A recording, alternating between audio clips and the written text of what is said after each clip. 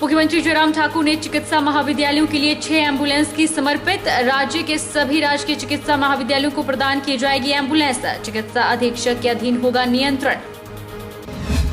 नगर निगम चुनाव में जिताऊ उम्मीदवार को ही टिकट देगी कांग्रेस। मंडी के हर वार्ड में करवाया जाएगा जनाधार का सर्वे। मंडी के 15 वार्डों से दर्जनों लोगों ने टिकट के लिए किया आवेदन। महंगाई से जूझ रही शिमला की जनता को नगर निगम ने दिया झटका। शिमला में महंगी होगी शराब, बिजली का सेंस भी बढ़ा। बजट को पार्षदों ने कट पेस्ट और कॉपी वाला बजट दिया करार। और मंडी अंतर्राष्ट्रीय शिवरात्रि महोत्सव की तैयारियों का दौर जारी। अपर पडल मैदान में झूलों के व्यापारियों ने डाला डेरा। व्यापारी मौत का कुआं में दिखाएंगे हैरत अंगेज करतब। नमस्कार, आप देख रहे हैं एचपी 24x7। मैं हूं जनीशा। मुख्यमंत्री जयराम ठाकुर ने इंदिरा गांधी चिकित्सा महाविद्यालय एवं अस्पताल शिमला से 6 नई advanced life support system ambulance जीवनदायिनी को हरी झंडी दिखाकर लोगों को समर्पित किया। ये एम्बुलेंस राज्य के सभी राजकीय चिकित्सा महाविद्यालयों को प्रदान की जाएंगी। मुख्यमंत्री ने कहा कि एम्बुलेंस सभी राजकीय चिकित्सा महाविद्यालयों में सेवाएं देंगी, जिनका नियंत्रण अस्पताल के चिकित्सा अधीक्षक के अधीन होगा। 6 एम्बुलेंसेस, हर एक मेडिकल कॉलेज को 1 एम्बुलेंस, और वो सारी सुविधाओं के साथ इक्विप्ड। जो भी इस तरह के मरीज होते थे जिनको एकदम रेफर करने की ज़रूरत किसी बेहतर सुविधा के लिए, स्वास्थ्य सुविधा के लिए दूसरे इंस्टीट्यूट में करने की जो ज़रूरत पड़ती थी, तो कठिनाई इस बात को देख करके हमने महसूस किया कि उनको जिस प्रकार की सुविधा में उनको शिफ्ट करना है, उसमें वेंटिलेटर भी हो, उसमें सारी चीज़ें जो है उनके इसके लिए मॉनिटर करने के लिए, ताकि वो जो है वो ठीक प्रकार से वहाँ पर दूसरे हॉस्पिटल तक पहुँच सके। और बीच में कोई परेशानी होती है, पेशेंट को कठिनाई होती है, तो उसमें उन सुविधाओं के माध्यम से जो है उसको लाइफ सपोर्ट के साथ जो है वहाँ पर पहुँचा सके। उस दृष्टि से 6 एम्बुलेंसेज आज हमने डेडिकेट की है। जीवनदायिनी करके इन एम्बुलेंसेज का हमने नाम दिया है।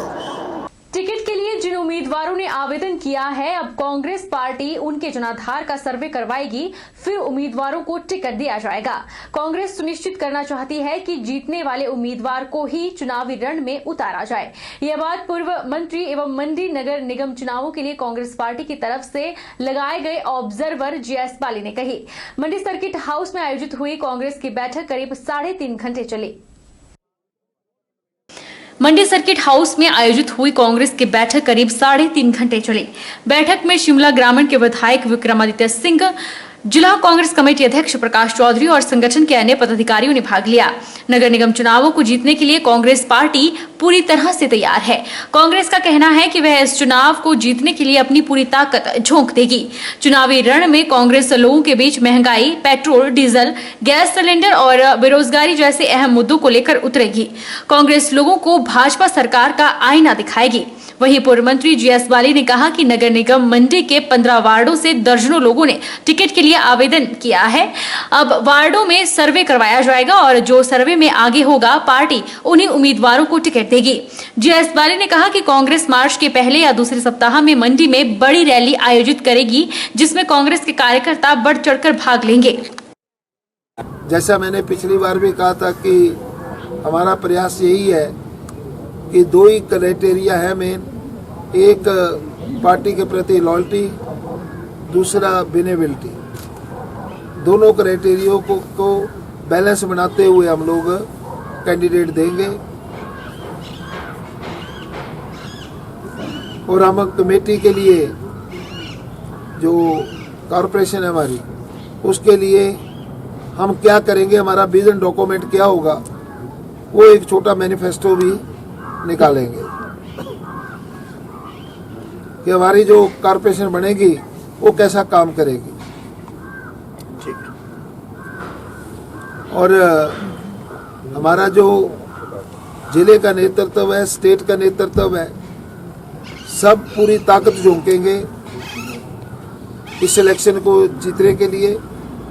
लोगों के बीच में जाएंगे, उनको बताएंगे कि आज 100 रुपये लीटर पेट्रोल हो गया है, 90 रुपये लीटर डीजल हो गया है, दालों के ऊपर 25% टैक्स लग गया है, बेरोजगारी चरम सीमा पर है, 14.5 लाख बेरोजगार हो गए हैं। पूर्व मंत्री जीएस बाली ने प्रदेश सरकार और केंद्र सरकार को जमकर घेरा। बाली ने कहा कि किसान बेरोजगार सड़कों पर है, जिनकी सुध नहीं ली जा रही। क्लास 4 से लेकर आंगनवाड़ी आशा कार्यकर्ता सब अपने हक की लड़ाई लड़ रही हैं, जिनकी सुनवाई नहीं हो रही। बाली ने मुख्यमंत्री और जल शक्ति मंत्री से एक काम बताने को कहा। उन्होंने कहा कि पाइपें पहले से खरीदी हुई है और अब उन्हें बस बिछाने का काम ही किया जा रहा है, और वो भी मंत्री अपने क्षेत्र में ही कर रहे हैं।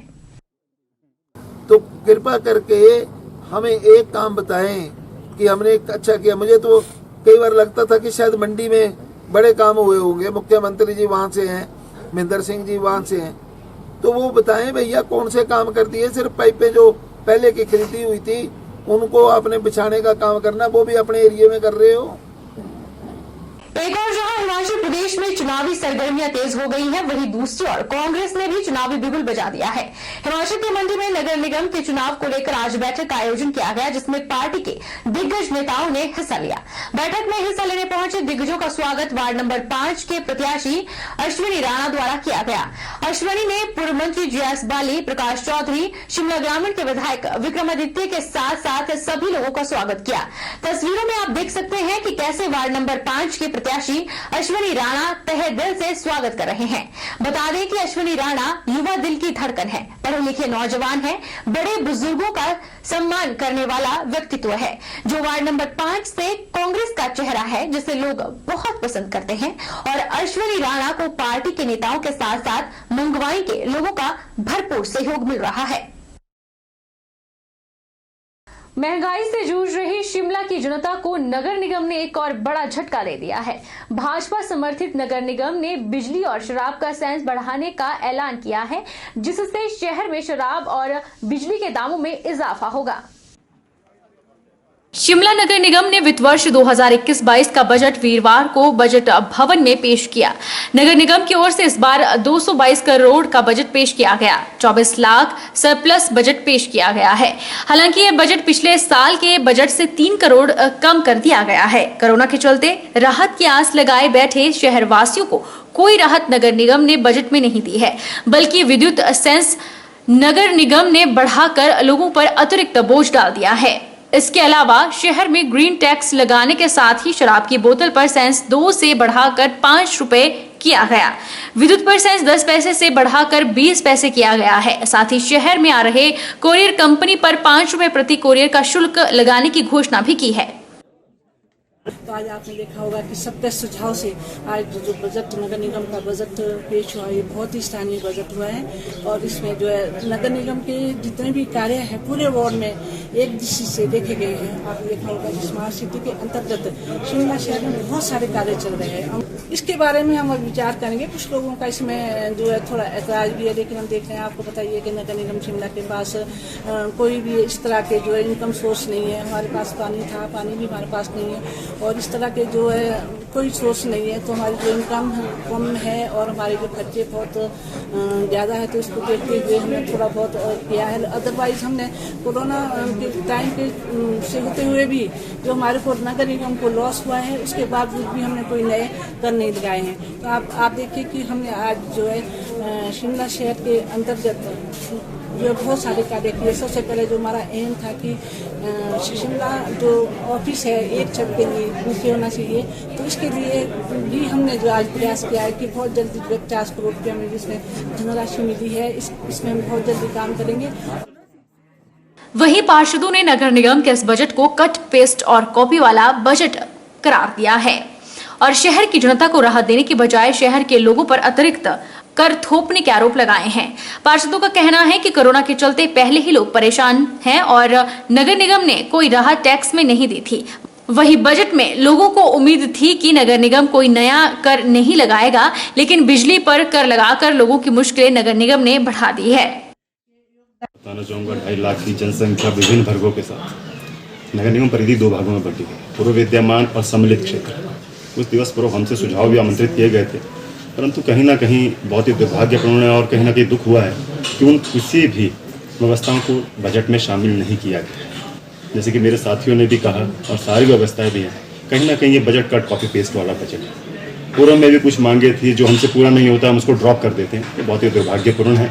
24.46 लाख करोड़ हम डेफिसिट पहले ही दिखा रहे हैं, जो अनुमानित लागत से व्यय की राशि है। तो कहीं ना कहीं बजट आगे दौड़ पीछे चौड़ वाली कहानी, कट कॉपी पेस्ट है, सम्मिलित क्षेत्रों का ध्यान नहीं रखा गया है। और जो विभिन्न वर्ग कहीं ना कहीं महिलाएं हैं, पुरुष हैं, बच्चे हैं, उनको भी हमने कहा था कि इन सभी का ध्यान रखते हुए सभी वर्गों के ध्यान कार्य किए जाए, परंतु किसी को भी शामिल नहीं किया गया है। ज्वलंत समस्याएं हैं निगम परिधि की, पार्किंग को लेकर चर्चा हुई थी स्मार्ट सिटी में, परंतु कोई भी नया कार्य सृजित करने की बात नहीं की गई है। बहुत ही दुर्भाग्यपूर्ण है, बजट पूरी तरह संतुलित नहीं है। आगामी नगर निगमों सहित 2022 के विधानसभा चुनाव की तैयारियों को लेकर सोलन में शिमला संसदीय क्षेत्र का 2 दिवसीय प्रशिक्षण कार्यक्रम संपन्न हुआ। अभ्यास वर्ग के भाजपा को किसी तरह से और अधिक मजबूत किया जाए एवं किस तरह से आगामी चुनावों में एकजुटता से कार्य किया जाए सहित भाजपा को जल्द ही पेपरलेस पार्टी बनाया जाएगा, इसके बारे में विस्तार रणनीति तैयार की गई। सोलन में शिमला संसदीय क्षेत्र का 2 दिवसीय प्रशिक्षण कार्यक्रम संपन्न हुआ। समापन अवसर पर स्वास्थ्य मंत्री राजीव सेजल, ऊर्जा मंत्री सुखराम चौधरी, नाहन के विधायक डॉक्टर राजीव बिंदल के साथ भाजपा महिला मोर्चा की प्रदेश अध्यक्ष रश्मिधर सूद ने भाग लिया। उनके साथ इस कार्यक्रम में शिमला संसदीय क्षेत्र के पदाधिकारियों ने भी भाग लिया। स्वास्थ्य मंत्री राजीव सेजल ने बताया कि भाजपा की आगामी रणनीति को तैयार करने सहित अंत्योदय के मूल मंत्र को सार्थक करने के लिए भाजपा द्वारा इस तरह के प्रशिक्षण कार्यक्रम आयोजित किए जाते हैं, ताकि केंद्र और प्रदेश सरकार की नीतियां जन जन तक पहुंच पाए। पार्टी के संगठन के विषयों के अतिरिक्त जो है हमारी सरकार की उपलब्धियां क्या रही हैं, केंद्र सरकार में प्रधानमंत्री नरेंद्र मोदी जी की सरकार की उपलब्धियां, यानी अंत्योदय को लेकर के एक जो बहुत जबरदस्त प्रयास इस देश के अंदर जब भारतीय जनता पार्टी की सरकार, चाहे वो अटल जी के नेतृत्व में रही हो, अब उसका विराट स्वरूप जो है वो प्रधानमंत्री नरेंद्र मोदी जी के नेतृत्व में पूरे देश में जिस प्रकार से काम हुए हैं, उसकी भी चर्चा जो है वो विस्तार से होती है।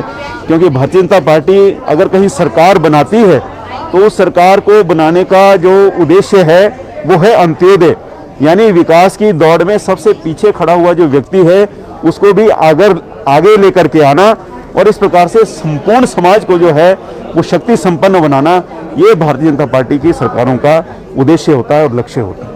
सोलन डिग्री कॉलेज में छात्रों के बीच जमकर लड़ाई हुई। इस दौरान दोनों गुटों के बीच पत्थरों सहित जमकर लात घुसे चले। यह वीडियो भी कॉलेज में पढ़ रहे छात्रों द्वारा बनाया गया है, जो कि सोशल मीडिया पर वायरल हो रहा है। जैसे ही छात्रों के 2 गुटों के बीच लड़ाई का पता कॉलेज प्रबंधन को चला तो प्रिंसिपल ने तुरंत पुलिस को इसकी सूचना दी, लेकिन पुलिस के पहुंचने से पहले ही दोनों गुट तीतर बीतर हो गए थे। हालांकि इस लड़ाई में कई छात्रों को हल्की चोटें आई हैं। तो चला है छोटे से ब्रेक का, ब्रेक के उस पार फौरन लौटेंगे।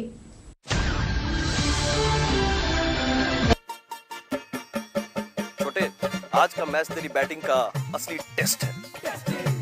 Test sir, test drive.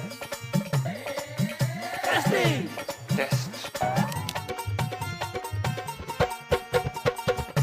बहन जी, मतलब टेस्ट तो कर लो।